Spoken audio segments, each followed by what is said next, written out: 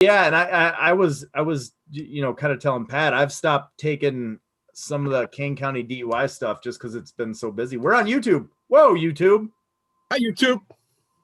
Ray, the link is up there. Is YouTube really a? Yeah, and I was. Whoa, is YouTube what? I was going to say, is YouTube really a person? No, I'm looking for defense attorneys watching videos, and I think it is defense lawyers watching videos. Ray, you can click the thing in right there. Well, you say right there. I'm over on another screen. And your Zoom screen, if you click the upper right where it says live on YouTube, it'll give you. Oh, you're right. Sorry. The people at home. It turns out there's a little box right there for the very thing that I'm trying to do. Ray, our public deserves better than what you're giving them right now. Not that hat, kid. That hat is money. All four of you, my bad. That hat needs a little band with a thing, and it's got kind of a 1988 Slash from Guns N' Roses vibe to it. This isn't 1988. This isn't Slash. This is 1918. I'm going to invent the steam engine. Sort of. That's what I'm going for. Ray, I apologize for completely missing your entire vibe. I'm sorry. That's my fault. Ray, my dad had a couple hats like that. One had a little bit of just a little bit of a pheasant feather, and the other one had a little bit of a peacock. You got nice. I've showed you guys my Richard Petty hat, right? Yes, you did. And I don't know why you don't wear that thing every day. I don't even know why. I don't know why that's not the featured prominent. Got turkey ribs hanging out of it. And I told you when like the first time I met him, he had one that had rattlesnake rattles on it. He'd lean forward and they go. It was pretty cool. Oh, I need a haircut. Well, boys, we got a couple things to talk about really quick before we get into law. Pat, give us the 20 seconds on what you thought of that Bears pick. Understand it. I get it. Matt and I were talking. I DVR'd it, and then it came across. I checked it that they traded. Took me a while to figure out what they traded for it. Ryan Pace held true to form. He got fleeced again. They gave. I thought it was 2 firsts and 2 fourths. It's a first, this year's first, which obviously you had to give. This year's 5th, and I believe it's next year's first and next year's 4th. And last year, how many first-round picks did we have? That was the last of the 0. Yes, yeah. Last of the Khalil Mack 0 picks. That was 3 years worth of first. It's funny because that's too much light. I'm like a ghost. You don't have any of these moves that Pace ever makes where people are like, wow, the Bears like nailed that. Like the Khalil Mack move was great, but we spent a ton of money. And as good as that guy is, nobody's saying like he's been a bargain or this was a good pickup or, we're getting some production out of him that people weren't expecting. I mean, Pace just hasn't made a move period anywhere where the rest of the league is like, wow, that was a good get. Right. No. And I bet you if you give the talking heads some time to think about it, they're going to say that he got fleeced again. You're going to hear how well the guy from the Giants did. To me, and then we'll move on from this, but like, Justin Fields can go on and be a Hall of Famer, but he's not Pat Mahomes. You missed on Pat Mahomes, and you've spent every minute since Pat Mahomes trying to recover what it is that Pat Mahomes brings to the table, which you're not going to get because he is like a generational dude. Deshaun Watson, you missed on him. I don't know. Is Fields going to be as good as Watson? Whatever. This is life as a Bears fan, man. And they're not going to develop the kid. He's going to get obliterated in the backfield. And when he gets sacked 22 times in a season, people are going to be like, yeah, but he threw so many interceptions, and just ignore the fact that he's running around with no protection back there. So, yeah, I mean,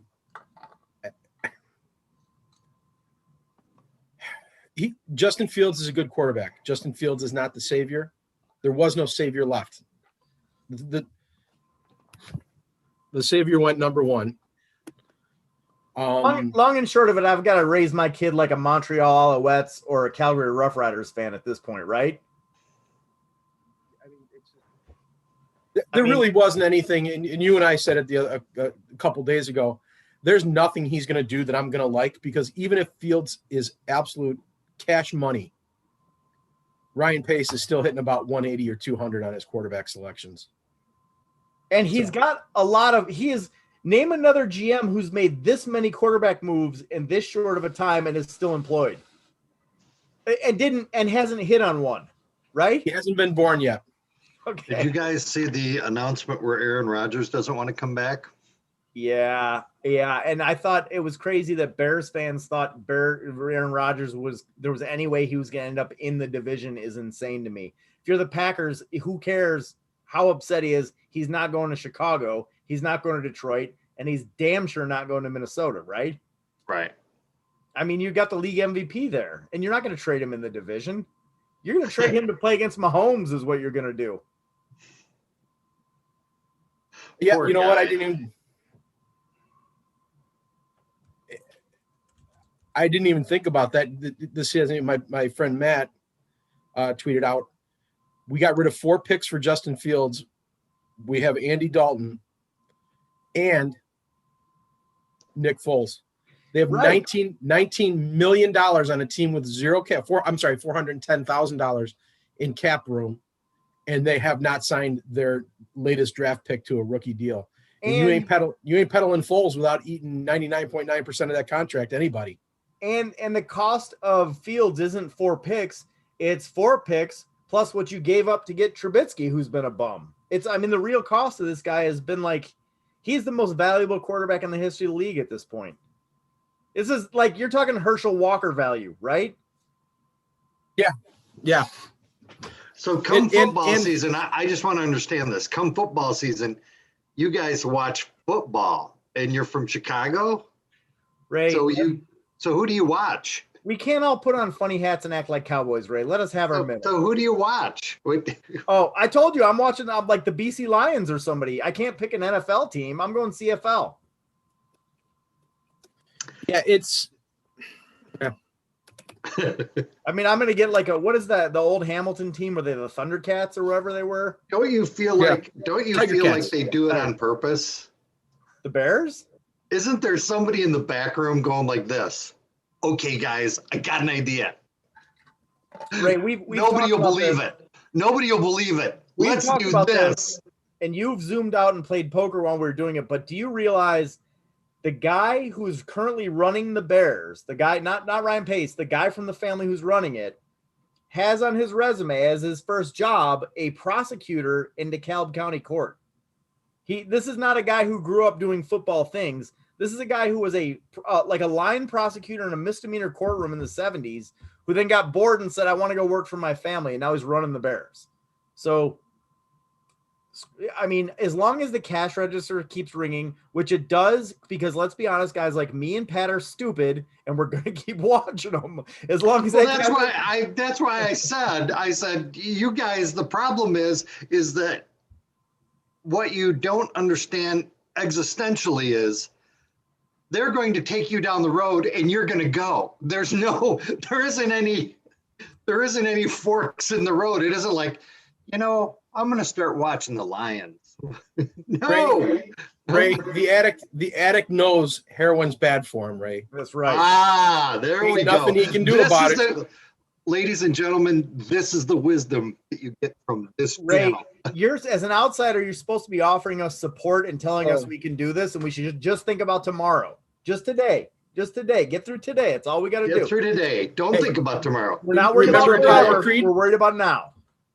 Remember Apollo Creed standing on the beach when Rocky just quit? Damn, Rock, there is no tomorrow. There we go. There's no tomorrow. There is no tomorrow. There's only today. So this is, I don't know, this is likely, and I'm going to leave it at this. Pat, you get the last word because it's football talk. This is likely today, right now, this feeling, the high point of the Bears. Yeah, that is the best part about this. This will be the 100%. High point of the season for you. Let's enjoy it. Let's wallow in it. My buddy, he also named Matt, my other buddy named Matt, texted me and I said, I'm beside myself, and this is before I start analyzing every little thing it does wrong, every little piece of damage it does. So draft day. Right. Woo! We're gonna move on. Ray, did you link this to your Facebooks? I did. All right, because I'm not some of the Ray people that sometimes pop up in here. I'm not seeing, but they're probably Okay. watching the draft. They'll get to us. I got a couple things we could talk about today. I don't know if you guys have seen the Alvarez video. It sounds like I you have not. Well, the problem is, wait a second, hold on.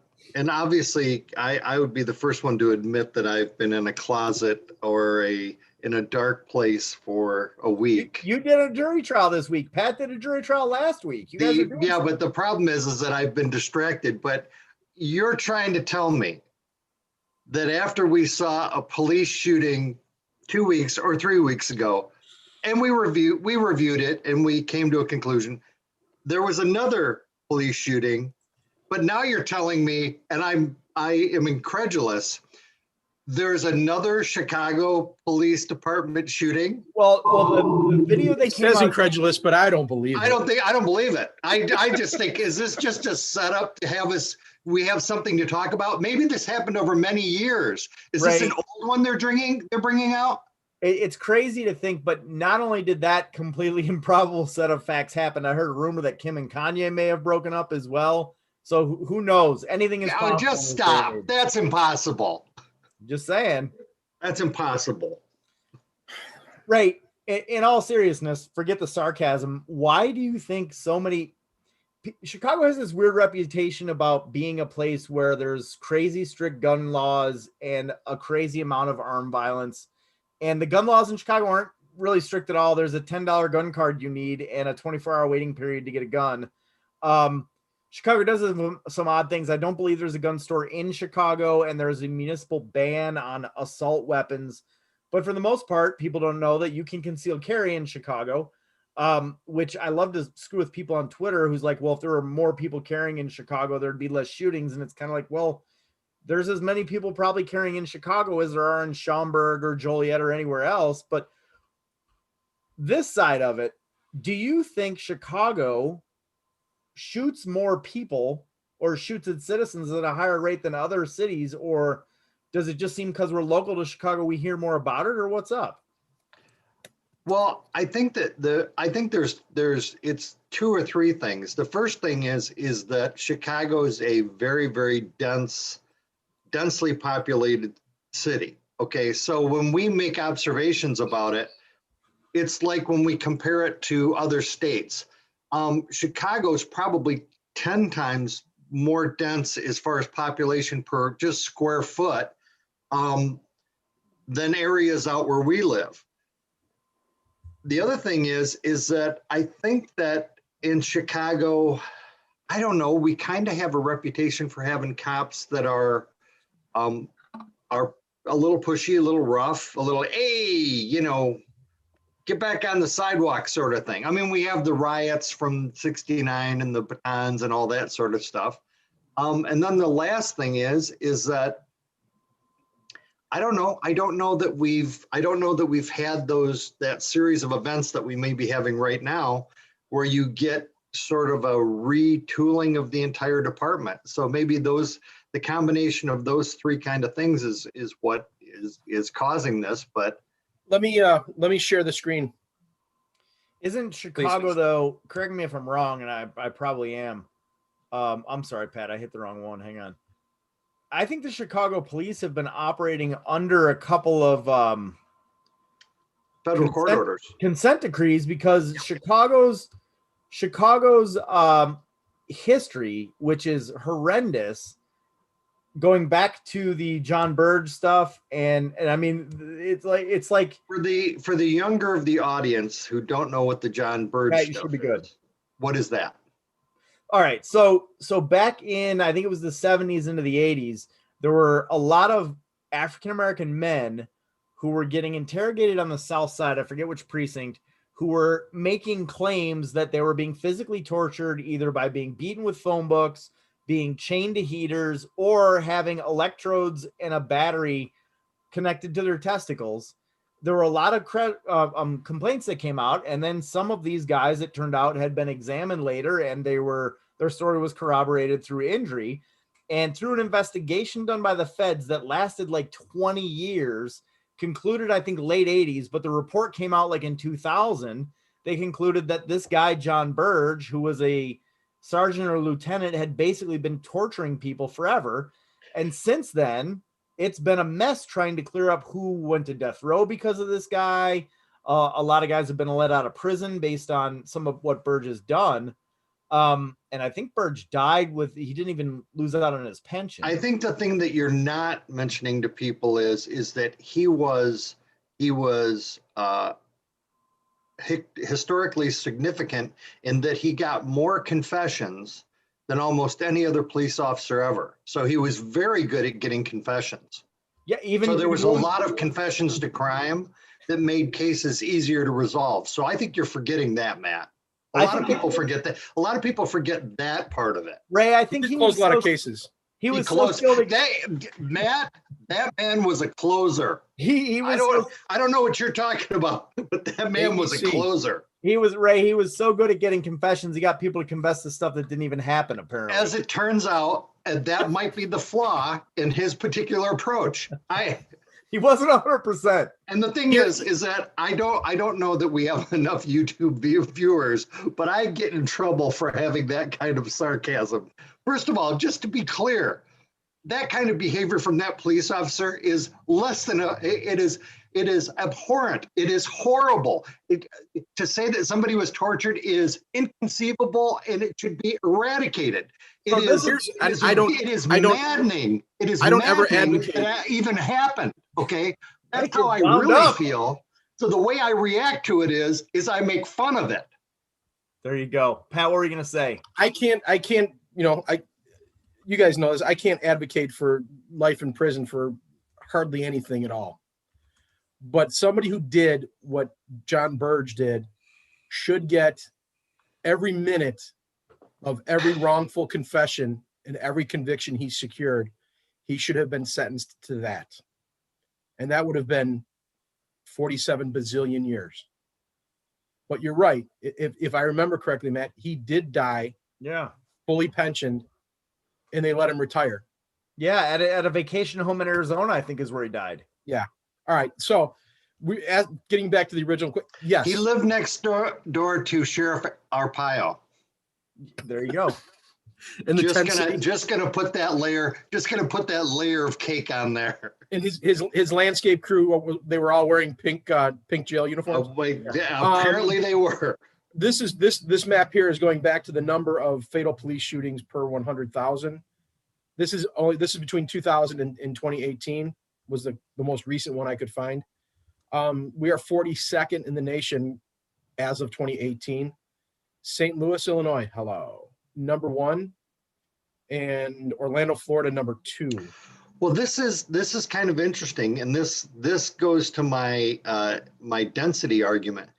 Because we're so large, it puts us down in the numbers because we have such a large population. I think this is nowhere in the country is more dense than New York City. Yeah, New York is pretty dense. I mean, it's separated by water, a lot of water. Well, I wonder what they do.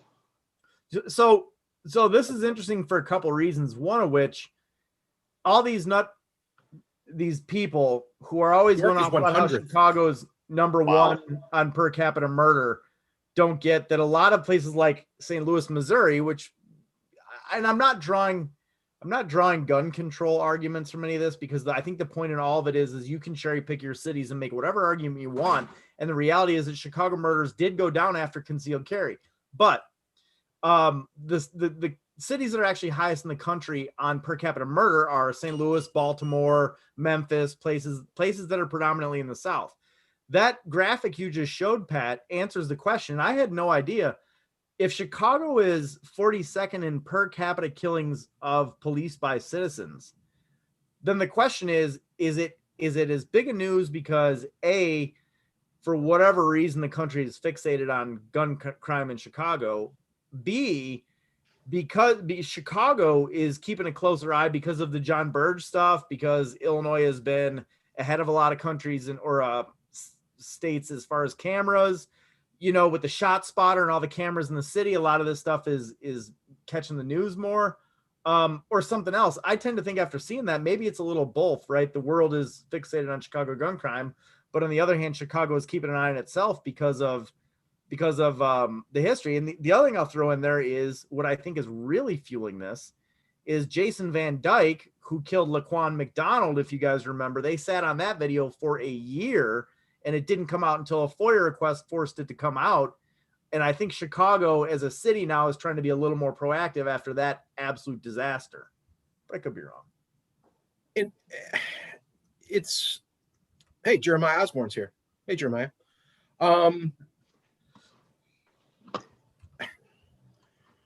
I guess, well, I'm gonna withhold that. That's not.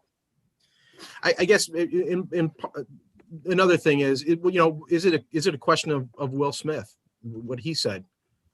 This has been going on forever. You guys are just taping it now. Now we just have video evidence. And is it really? Is it just now? It's become more of an issue because it's smacking people right in the face. I don't know. The numbers. I mean, Chicago seems to be off the charts, but it doesn't. Based on and I just looked at something from the Wall Street Journal from October of 20, and it seems to say, kind of what that graphic said, that a lot of it is from, middle-sized cities. Are we just seeing it because now they're releasing the tapes and now there's more body cams and it's not just squad cameras and you're seeing it? And I don't want to say they're sweeping it under the rug, but now they don't have the wiggle room to make it a justified shooting like maybe they did before body cams were so prevalent.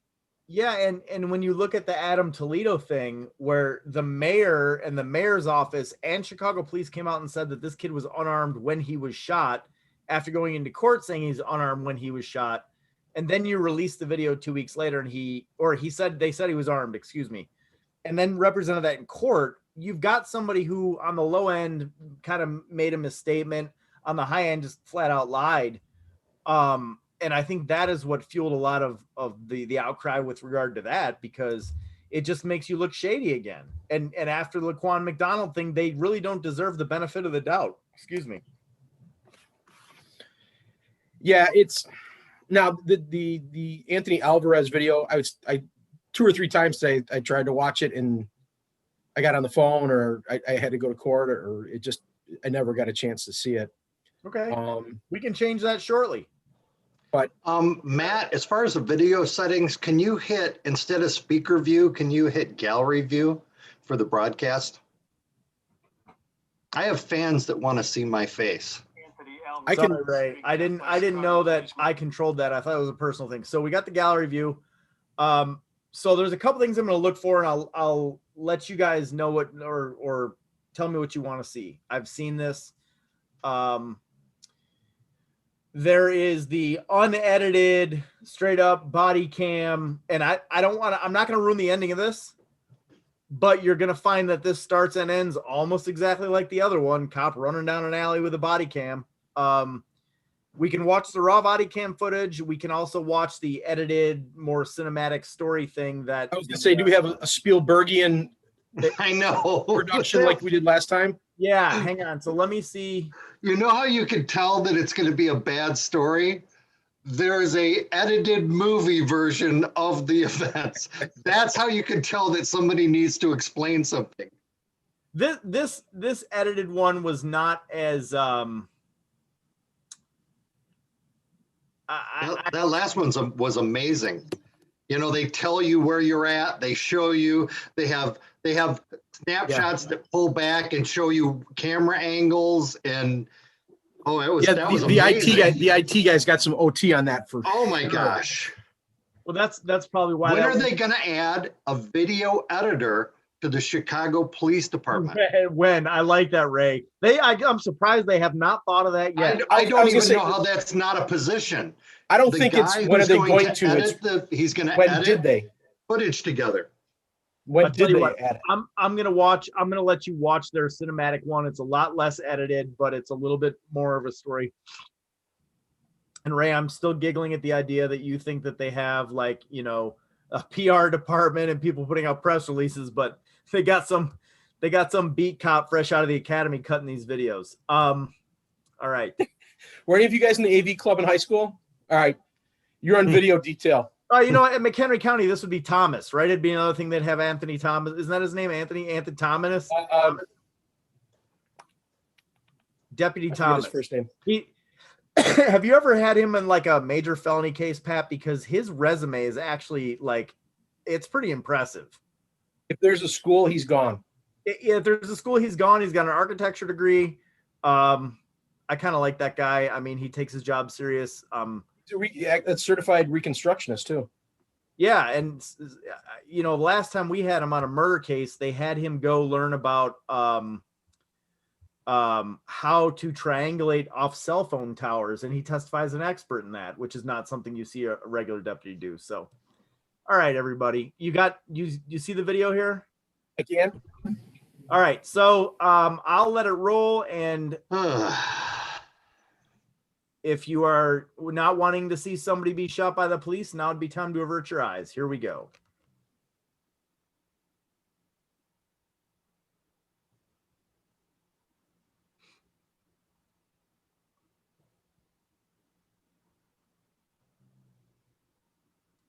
There you go.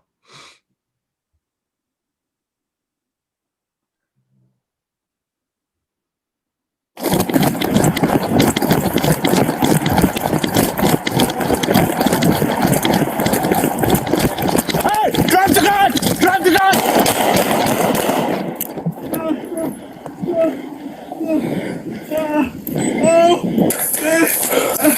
What are you shooting me?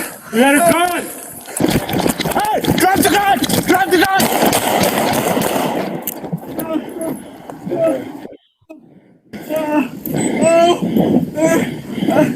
What are you shooting me? You got a gun! Hey, get on the ground! Get on the ground! 1661, David. Shots fired. Police.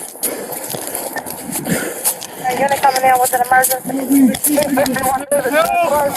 Stop. I'm gonna render aid. I'm a guy. Stop, I got you. Where are you shot?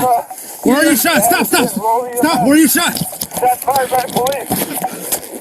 We don't need to watch this kid's last moments, but the reason I was letting it play is because the guy who so this guy jumps on him, you know, he's on his phone, and this kid's dead in like a minute and a half. The gentleman who was just kind of asking him where he shot starts immediately like opening packets, getting ready to do first aid. I think he puts a tourniquet on his leg. Meanwhile, the cop who shot him is yelling, I'm going to cuff him. I'm going to cuff him. And the second guy in is like, no, I'm rendering him aid. I'm rendering him aid. So the guy who shot him is trying to put him in handcuffs basically while the other guy is tying a tourniquet and trying to keep him alive. He got shot in the leg. Yeah, wherever he got shot, he might have caught one in the chest. I mean, they blur his face out later, so you can't see it, but there's blood everywhere. If he caught him in the leg, it obviously caught him in a really big artery. So I watched the video. I don't really know why they were pursuing him. It looks like maybe they're thinking he stole something the way he dropped that stuff and ran, but let's start with Ray. Ray, your thoughts on that? So now we're going to review so many of these that we're going to cut down to the last. Was the officer in danger with the guy running away with the gun? So I want to dispel something. There was a gun. Yes. No. What I saw in the video is he threw the gun down and it was on the grass just past the porch. It was clearly, there's a gun. So this is one where he has a gun. He says, drop the gun, drop the gun. The guy continues to run, doesn't drop the gun. Here, hold on. I'll show you where the gun ended up, because Jeremiah Osborne also said there was no.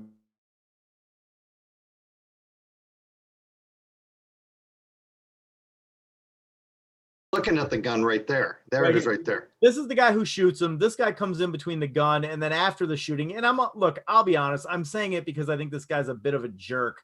This guy comes around and tries to cuff this kid while he's down, and this guy is yelling at him, "No, I'm rendering aid, I'm rendering aid, I'm rendering aid."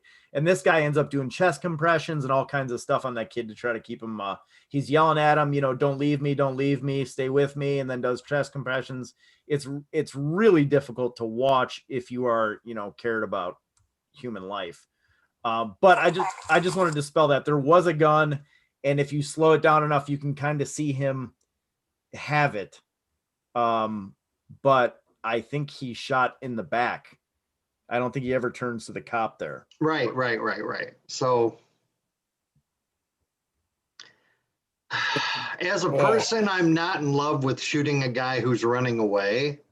But I also can see the argument that he turns and he has the gun in his hand, he fires at you. You tell him, drop the gun. So I feel like I'm a dyed in the blue police supporter. I'm really bothered by my assessment on this third video. Man. So what is the question? Does the police get charged? Well, let's do something here first. I think legally speaking, I'm assuming some things. Okay.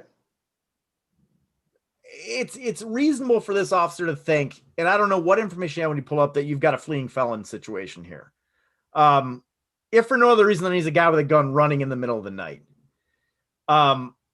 So I think legally speaking, it's probably not the kind of thing that is like, I think there was a better argument to say that legally speaking, Adam Toledo shouldn't have been shot, although I think that was a closer case.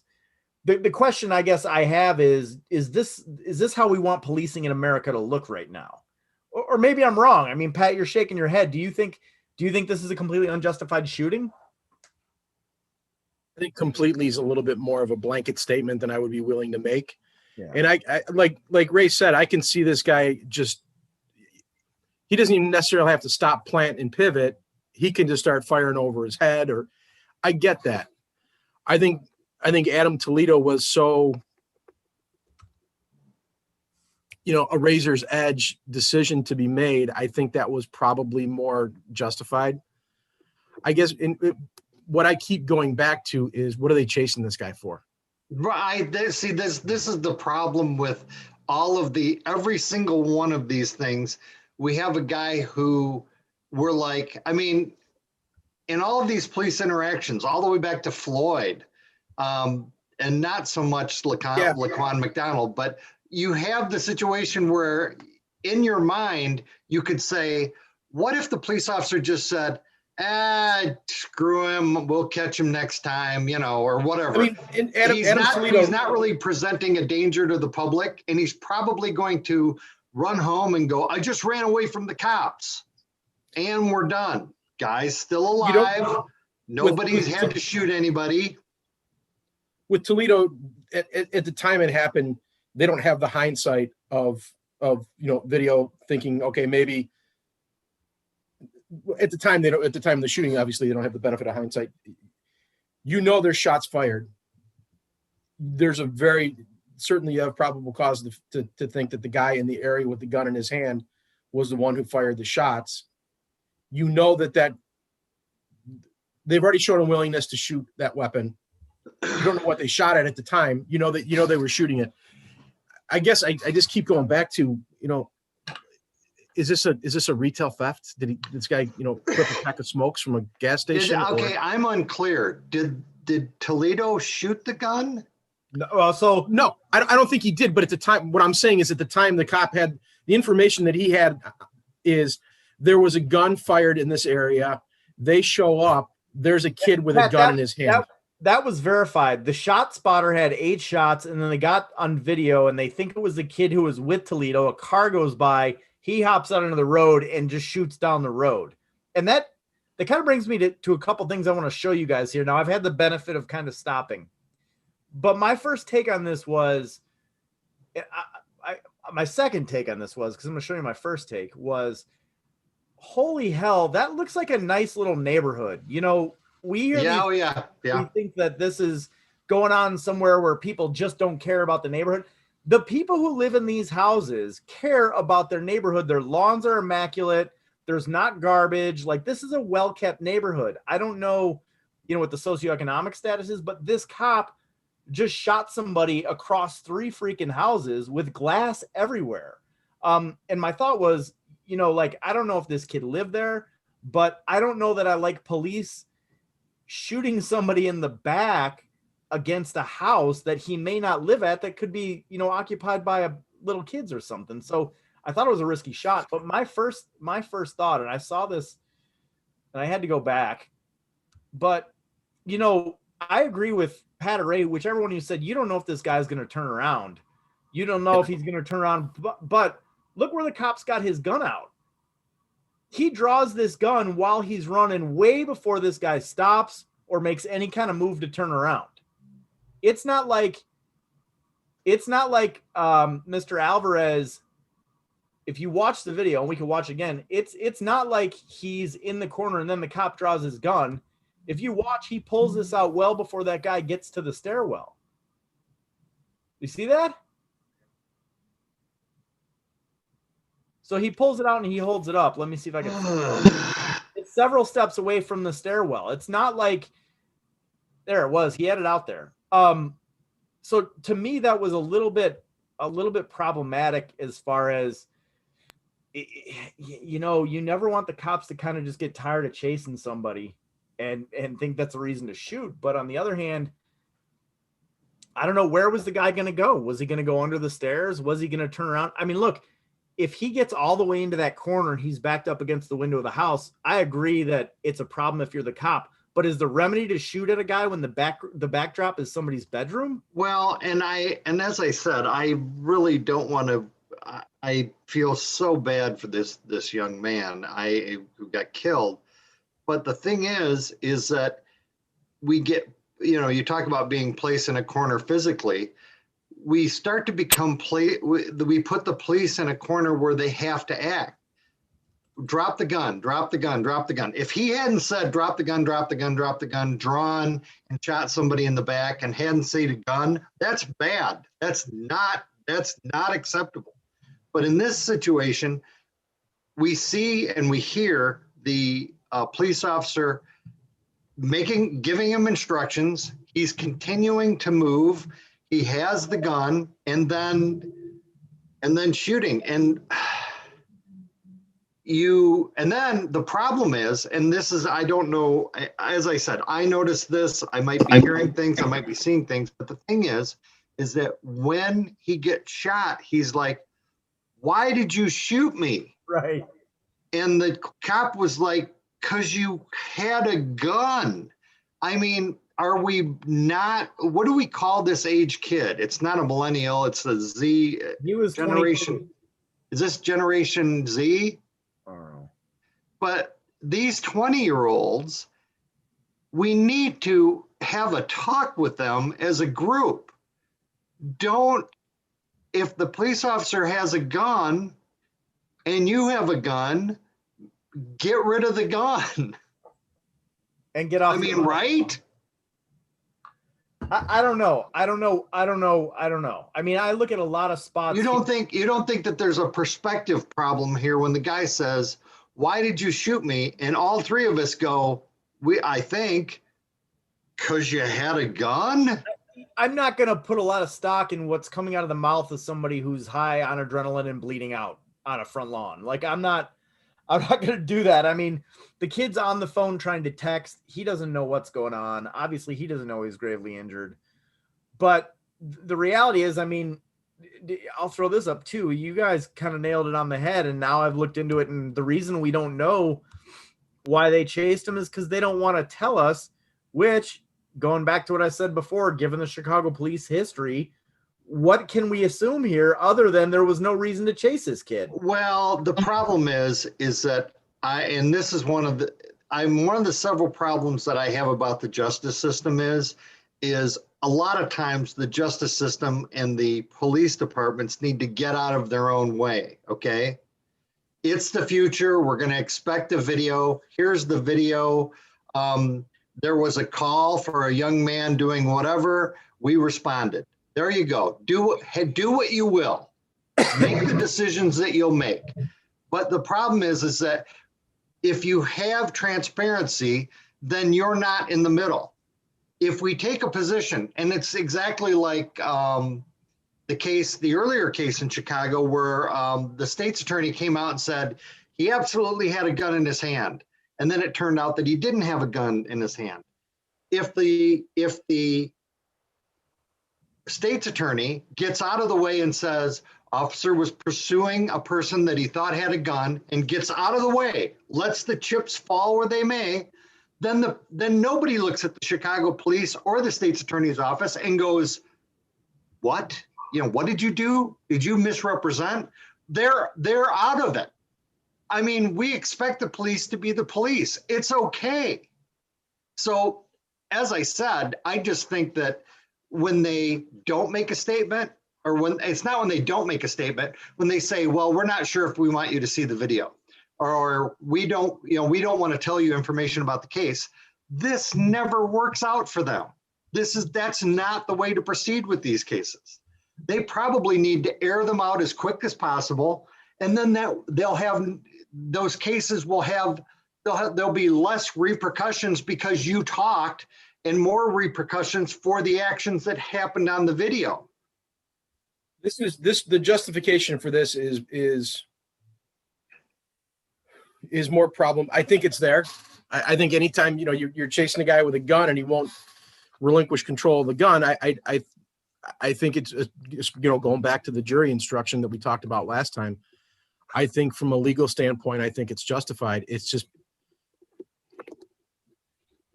I think we don't want policing to look like this. I mean, we don't have to. The joke of it all is that the law and people don't understand how few rights they have and how they're restricted. But the Supreme Court comes out and restricts your rights, and they immediately write it into their police policy, and everybody goes, well, we can't do this because. And I think part of what's going on now, finally, and I don't know if it's going to stick, maybe, is that people are standing up saying, maybe you can do that, but it shouldn't be like that, and we should be doing things a different way. And again, I wonder if this cop had a background as a social worker or a crisis worker or somebody like that, do you think perhaps this whole thing from the initial interaction with the cop would have gone down a different way?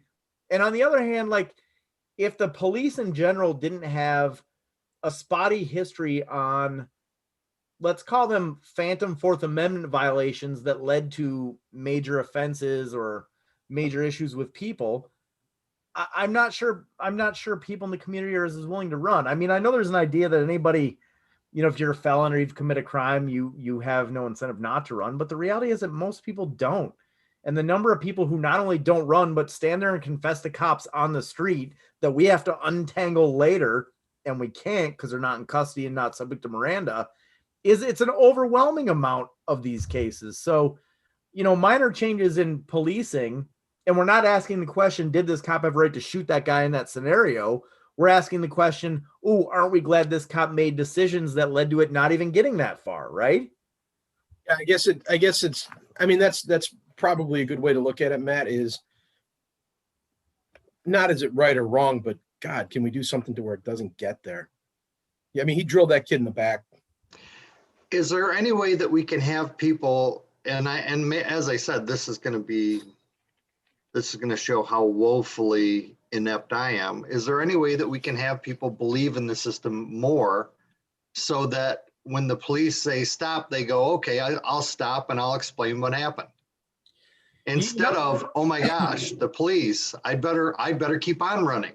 Well, I was thinking about this earlier today, Ray. You mentioned the series on Netflix on Flint, Michigan, and my cousin Chris just mentioned it here a little bit ago, which I think is a fascinating series. And I'm on like the one that came out in 2018, which I think is one of the more recent ones. It's a better production value, but they created in Flint, obviously they got a new police chief, and they created a crime area tactical team, which you guys know what we do are usually the people who are the most egregious civil rights violators. There's actually a scenario in this Flint thing where a guy's crawling out of a car and he gets kicked by the cop and sweeps his arms out, and the cop says, "I told you to get down."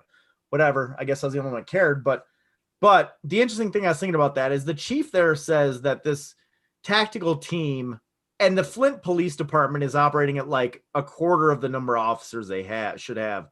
This tactical team basically accounts for like, I don't know, a 20 or 30 or 40 or 50% reduction in crime. But the problem is when you're reducing crime by basically going in and arresting people, you're not setting long-term groundwork for keeping crime low. If instead of doing that, he was able to put that team in the community on their feet, meeting people, talking to people, getting to know people, getting to know who knows the gossip and all that stuff, I think you probably have a greater long-term crime reduction at a lower cost. When these tactical teams go in and put their heavy-handed tactics on there, the only way to keep crime down is to keep funding that tactical team, which eventually gets unfunded or defunded or whatever. So I think a lot of this sort of stuff, what we're seeing in Chicago especially, is maybe a short-term Band-Aid that works in the short term, but it really isn't a good long-term. I mean, the best way to do the policing long-term is like everything else, with decent relationships with community leaders, with kids on the playground, seeing you as somebody who's a safe person. And really that's not the way these police are operating right now. And they don't have a lot of people to blame except themselves. And it doesn't matter how many Twitter videos they put out of an armed cop playing basketball with people on a Saturday afternoon that was taped by his buddies. It's not going to change things. And this sort of imagery is not going to change it either. I mean, this is a kid who. Well, I think this kind of imagery is going to change it the other way. Well, exactly, Rain. Forget this kid and his family. I mean, don't forget him, but for a minute, put him aside. If you live in that house that this guy is bleeding out on, and every day you walk out, you're looking at what's left of his coagulated blood on your sidewalk, thinking, "Gee, I'm glad the cop clipped his leg because my daughter was sleeping in that bedroom." What do you think your perspective is going to be of the police? Right. I mean, everybody in that community's got to be, shocked or have PTSD somewhat. We grew up in the every year you'd have the cop come to school when you're in kindergarten, first grade, officer friendly.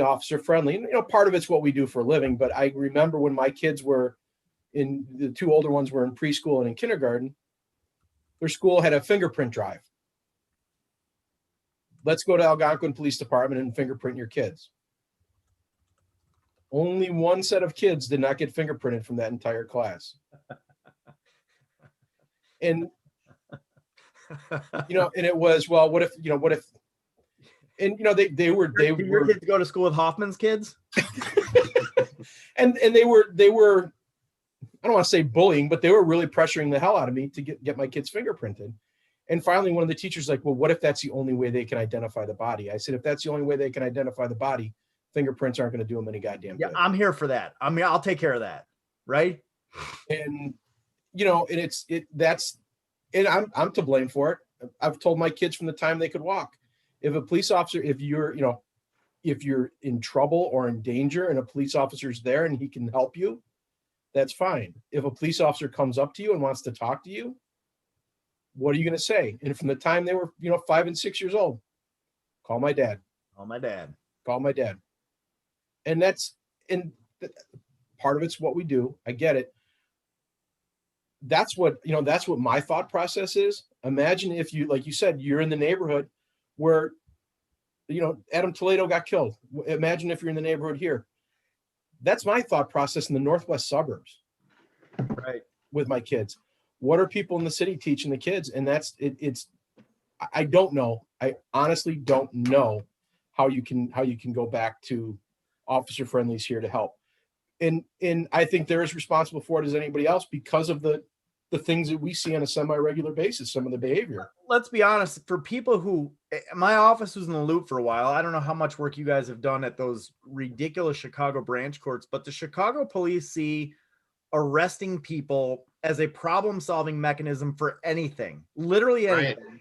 They know 80% of those arrests, especially the ones that end up in these small little crappy branch courts that are in the police station, end up getting dropped. So in their opinion, a lot of these arrests are no damage or no harm, no foul. I worked sometime I volunteered at the Cabrini Green Legal Aid Center doing expungements. And I once did an expungement, for somebody who had 22 arrests and never had a conviction. And at some point you want to look at that person and go, gee, this person's really lucky. But on the other hand, you got to look at it and be like, so this person got arrested 22 times and never once got convicted of anything. They're either like an arch criminal or Yeah, cop somewhere doesn't like this guy, and every time he sees him, takes him off the street. So right. if you're going to violate people's constitutional amendments by arresting them for convenience, which is what you at home should think every time you watch Cops or something, and they show up to a domestic, and the cop says, "Well, if I got to come back here again, one of you's going to jail." That ain't how it works. If you got probable cause for a crime, you arrest somebody. If you got probable, or having to show up when it's not convenient for you is not probable cause. But whoa. Inconvenience and aggravation doesn't rise to the level of probable cause? Not according to the Constitution as written. Since when? As written. But what I'm saying is when you have the Chicago cops who see arrest as a problem-solving mechanism, you have to say, if you want to change the environment, you have to change the way you operate. And maybe it means letting some stuff slide occasionally. Maybe not. I don't know. Now, like Ray's fired up. I'm fired up. Pat, like it's your turn. It just brings you back to the people that beat their chest the most. Law and order. And some of the people that sit on juries will look at it and say, well, he's the cop. He's got to be right. They're the first ones to scream how outrageous the police conduct is when they get pinched or their kid gets pinched. Yeah, but that's consistent because they believe that the system works well. And here, when they get pinched, it's not working. It's an anomaly.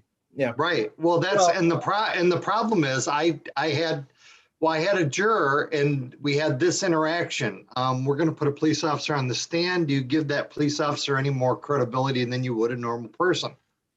And the lady said, well, of course I do. It's a police officer. Why would he lie?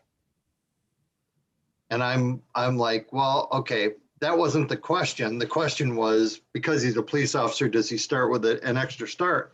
But the problem is that the law and order people really, really, really think that the DOJ told my lawyer that they secretly went to my iCloud account. Rudy Jan, oh no.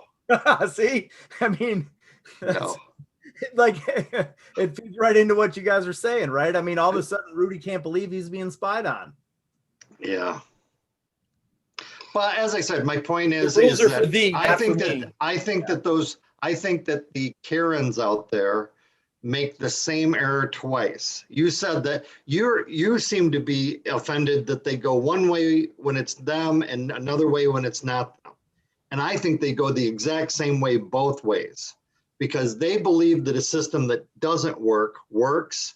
And when it doesn't work, they're shocked. So they believe that it works. But the thing is that that's the same side of the same coin. It's always the one who says, I believe in law and order. When they get arrested, they cannot believe they got arrested. And it's hilarious to criminal defense attorneys.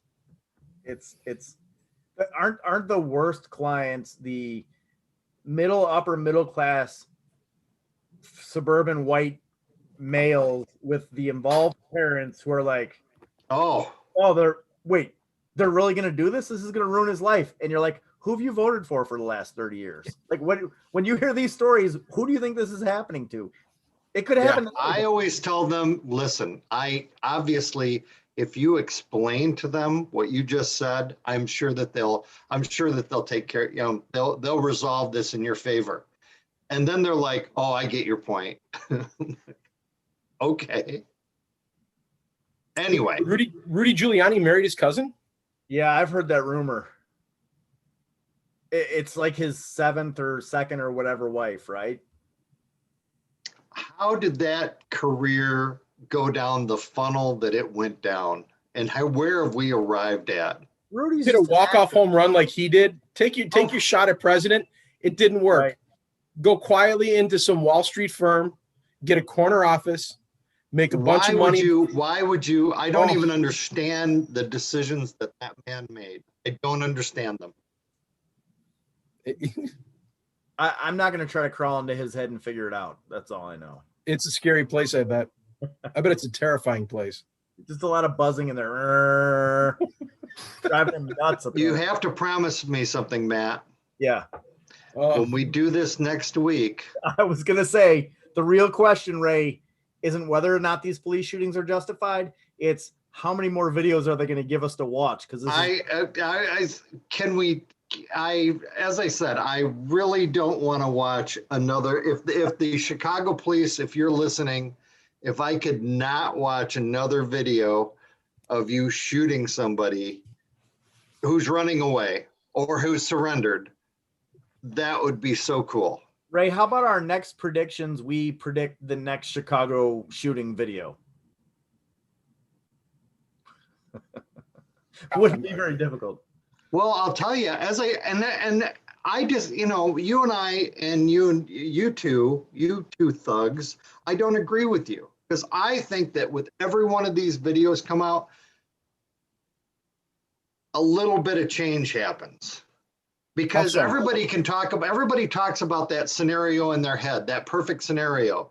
Well, the police are justified when this happens, or this, this is whatever.